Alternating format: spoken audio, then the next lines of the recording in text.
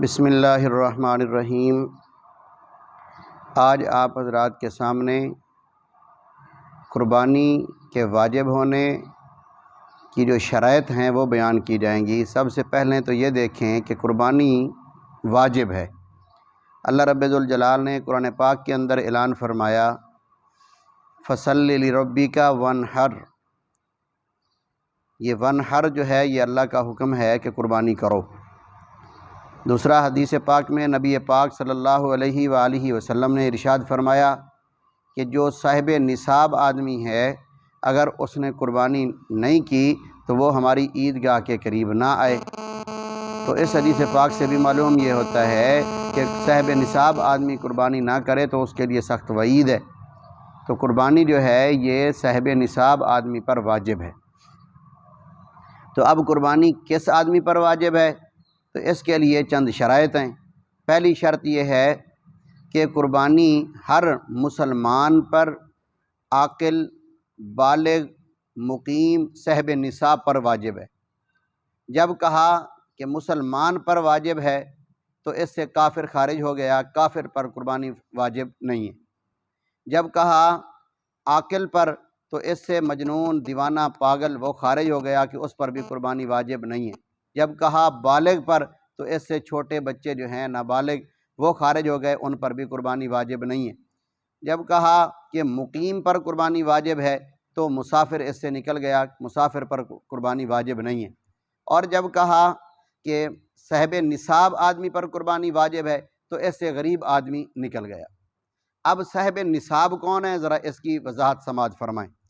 صاحب نصاب وہ آدمی ہے کہ جس آدمی کے پاس 7.5 تولے سونا یا 52.5 تولے کی مالیت اس کے پاس موجود ہو اور اس کی ضروریات اصلیہ سے زائد ہو تو اس کو صاحب نصاب آدمی کہتے ہیں، اس پر قربانی واجب ہے۔ اب اپنے نصاب کو جانچنے کا طریقہ کیا ہے؟ کیسے پتہ چلے گا کہ میرے پاس اتنی مالیت ہے؟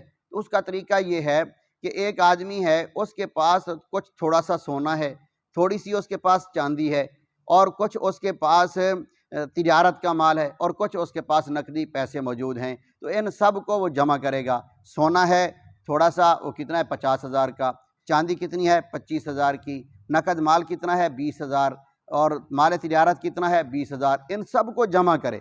جب ان سب کو وہ جمع کرے گا، مثال کے طور پر وہ بن گیا 1.5 لاکھ روپے۔ اب 1.5 لاکھ روپے کا یہ آدمی مالک ہے۔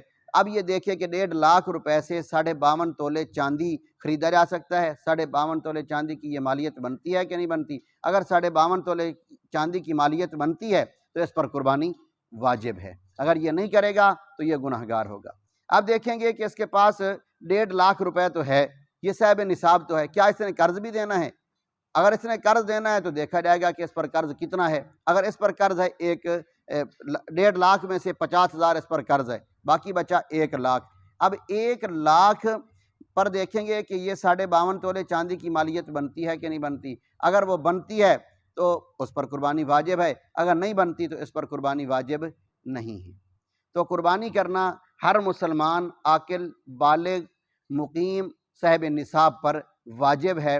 قربانی جو آدمی کرتا ہے، اللہ کے نبی نے ارشاد فرمایا قربانی مصیبتیں، پریشانیاں، بیماریاں ختم کرتی ہیں، دونوں جہانوں کی بھلائیاں لاتی ہیں، برکات لاتی ہیں، اللہ رب ذوالجلال کی طرف سے خیر لاتی ہیں، قبر کے اندھیرے ختم کرتی ہیں۔ کل قیامت کے دن یہ قربانیوں والے جو جانور ہیں یہ ہماری سواریوں کے کام آئیں گے، اور قربانی سے آدمی غریب نہیں ہوتا بلکہ آدمی مالدار ہوتا ہے۔